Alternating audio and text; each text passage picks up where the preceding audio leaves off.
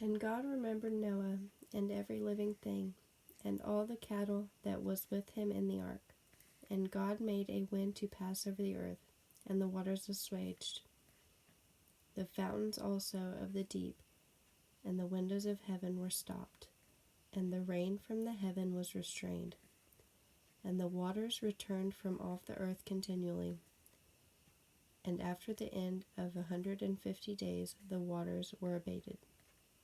And the ark rested in the 7th month, on the 17th day of the month, upon the mountains of Ararat.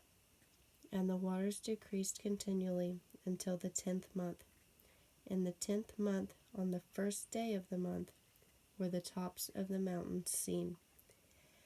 And it came to pass at the end of 40 days that Noah opened the window of the ark which he had made, and sent forth a raven, which went forth to and fro, until the waters were dried up from off the earth.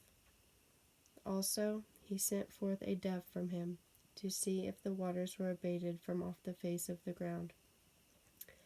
But the dove found no rest for the sole of her foot, and she returned unto him into the ark, for the waters were on the face of the whole earth.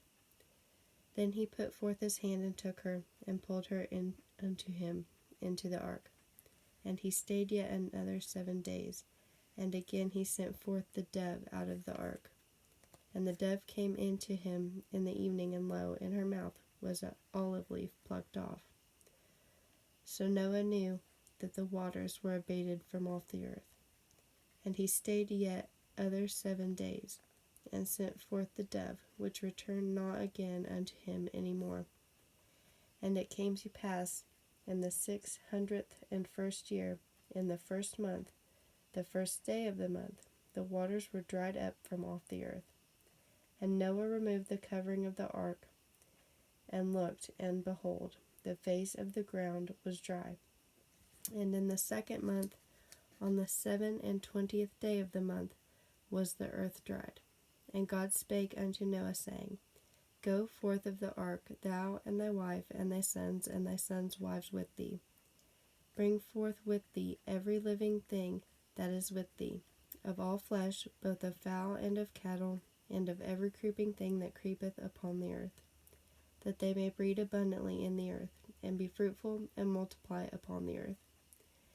And Noah went forth, and his sons, and his wife, and his sons' wives with him.